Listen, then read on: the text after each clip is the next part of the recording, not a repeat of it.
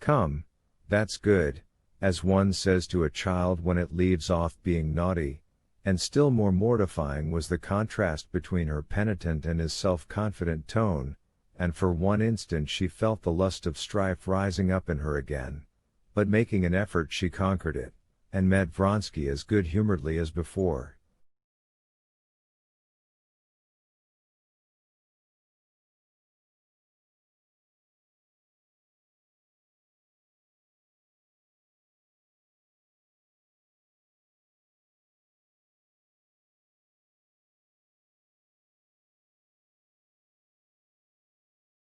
When he came in she told him, partly repeating phrases she had prepared beforehand, how she had spent the day, and her plans for going away.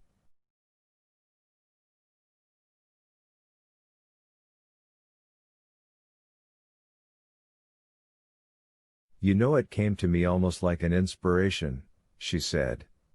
Why wait here for the divorce?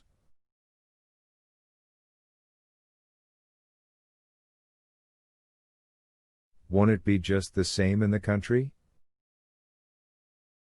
I can't wait any longer. I don't want to go on hoping, I don't want to hear anything about the divorce. I have made up my mind it shall not have any more influence on my life.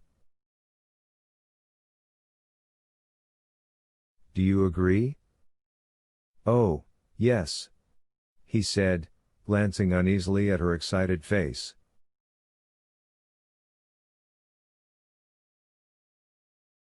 What did you do? Who was there? She said, after a pause.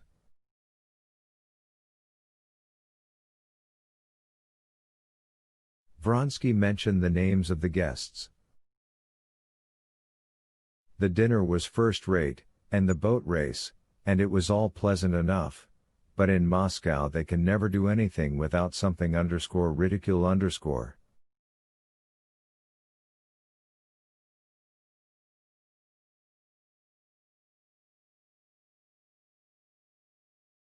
A lady of a sort appeared on the scene, teacher of swimming to the Queen of Sweden, and gave us an exhibition of her skill.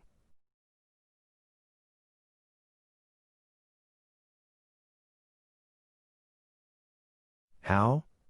Did she swim? Asked Anna, frowning.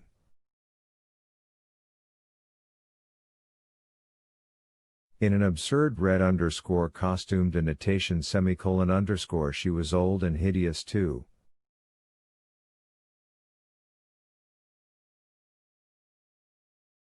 So when shall we go? What an absurd fancy. Why, did she swim in some special way, then? Said Anna, not answering.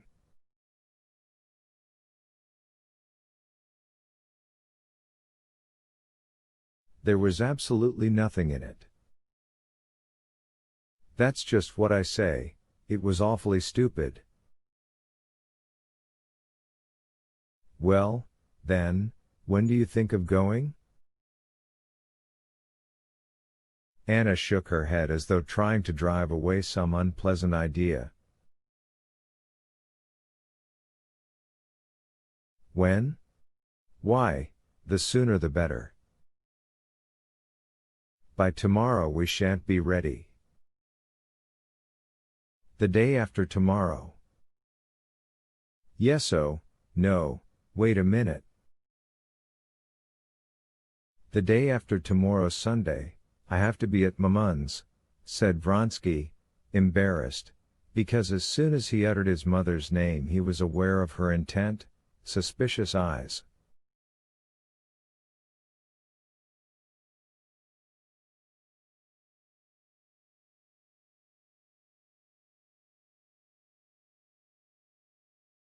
His embarrassment confirmed her suspicion. She flushed hotly and drew away from him.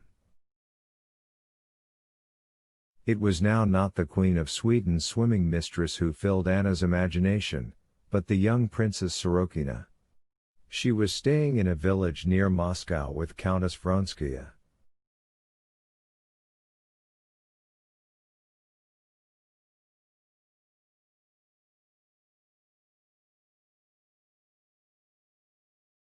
Can't you go tomorrow?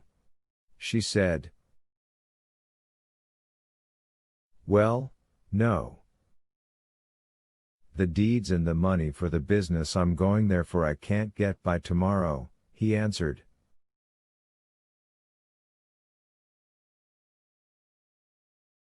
If so, we won't go at all. But why so? I shall not go later. Monday or never. What for? Said Vronsky, as though in amazement. Why, there's no meaning in it.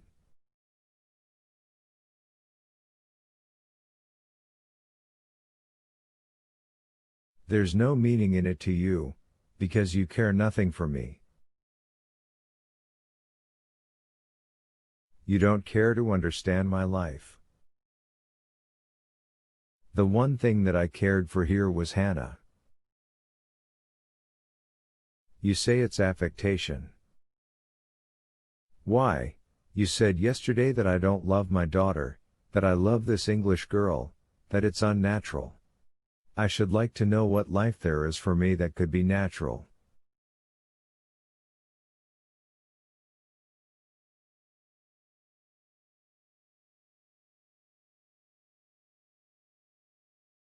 For an instant she had a clear vision of what she was doing, and was horrified at how she had fallen away from her resolution.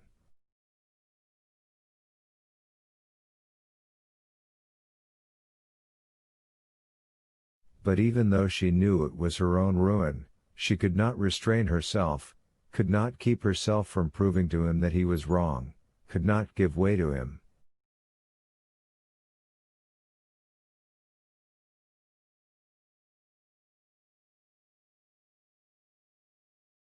I never said that, I said I did not sympathize with this sudden passion. How is it, though you boast of your straightforwardness, you don't tell the truth? I never boast, and I never tell lies, he said slowly, restraining his rising anger. It's a great pity if you can't respect.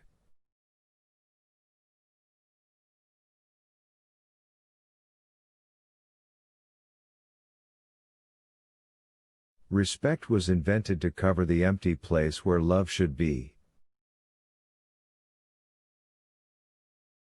And if you don't love me anymore, it would be better and more honest to say so.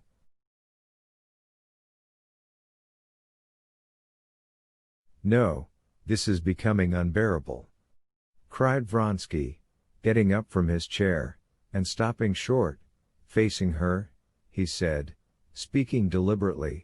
What do you try my patience for?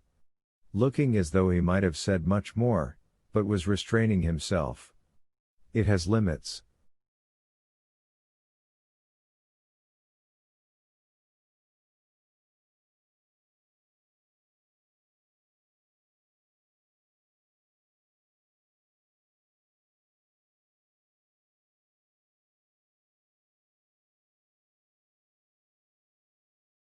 What do you mean by that?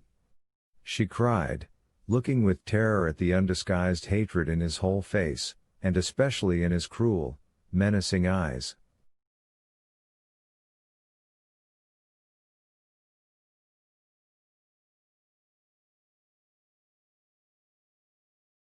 I mean to say he was beginning, but he checked himself. I must ask what it is you want of me?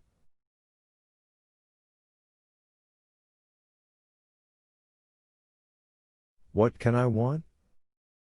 All I can want is that you should not desert me, as you think of doing, she said, understanding all he had not uttered. But that I don't want, that's secondary.